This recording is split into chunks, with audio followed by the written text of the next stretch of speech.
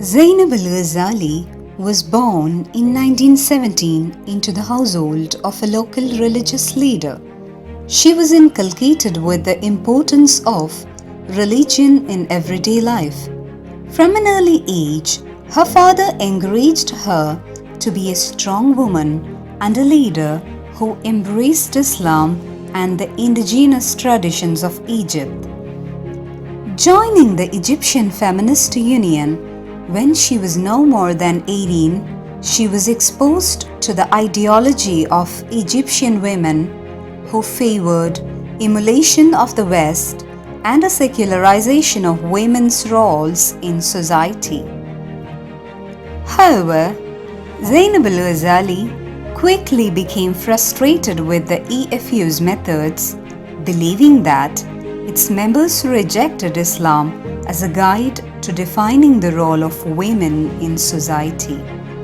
She quit the organization and went on to establish the Jama as-Sayyidat al-Muslimat or Muslim Ladies Association in 1936. While specifically concerned with the role of women in society, Hajja Zainab dedicated herself to the Dawa movement as a whole.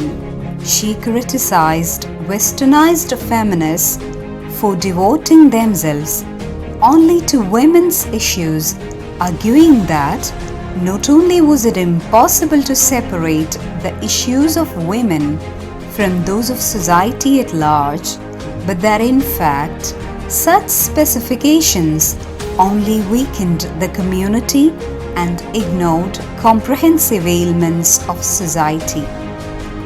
As a Da'iya, Zainab Al Ghazali was passionate about spreading Islam to all sectors of society, as well as devoted to teaching the benefits that she believed Islam would bring to Egypt.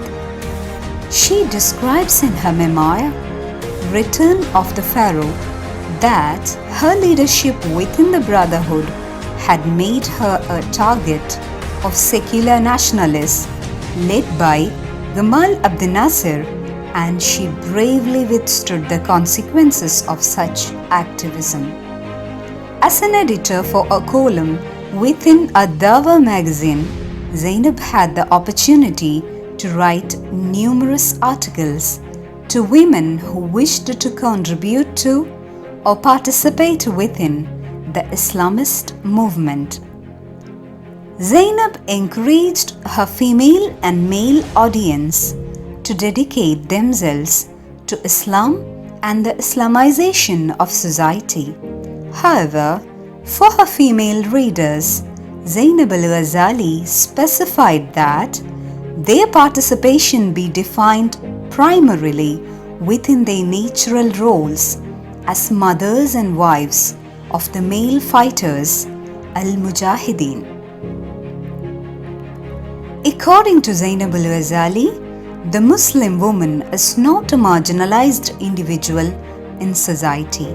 Rather, she is the fundamental building block of the entire civilization.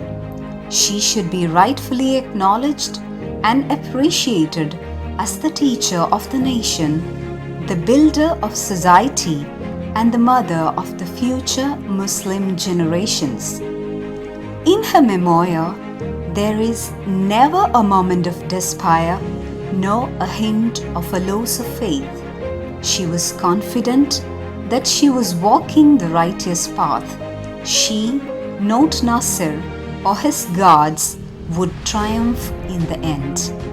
If she were to die in God's struggle, she knew that she would be remembered as a courageous martyr and not as a compromising coward.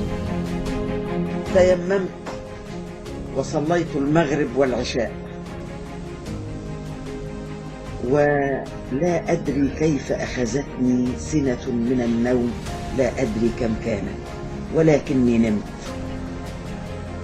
وأنا في سجودي نمت فرأيت النبي عليه الصلاة والسلام يقول لي: يا زينب فالتفت فوجدت يدي فوق كتفي رسول الله صلى الله عليه وسلم. فقلت: أنت يا سيدي يا رسول الله؟ قال: أنا محمد رسول الله، وأنت يا زينب على الحق. فقلت له: أنا يا سيدي يا حبيبي يا رسول الله على الحق. فقال عليه الصلاة والسلام: أنتم يا زينب يا غزالي على الحق. فقلت له: نحن يا سيدي يا رسول الله. ووقع في قلبي وفي ذهني وفي خاطري: نحن يا سيدي يا رسول الله على الحق. فقال عليه الصلاة والسلام للمرة الثالثة: أنتم يا زينب يا غزالي على الحق. وقمت من النوم وأنا ساجدة. Nasser had imprisoned Zainab and tortured for nearly 7 years, 1965 to 1972. She recounts in her memoirs the numerous attempts by her torturers to break her bond to the Brotherhood, Nasser's primary domestic opposition. Although her public statements emphasize that a woman's primary mission is to be a wife and mother, her personal life demonstrates that, in practice, she has emphasized a public role in which women are encouraged to take part actively in spreading the Islamic dawah. In 1977, Zainab Al Ghazali published Ayyam min Hayati, Days from My Life. It's an exemplary tale of imprisonment and enlightenment. Leading Muslim female preacher and activist Zainab Al Ghazali died on August 3, 2005 at the age of 88, leaving her indelible mark on Dawah.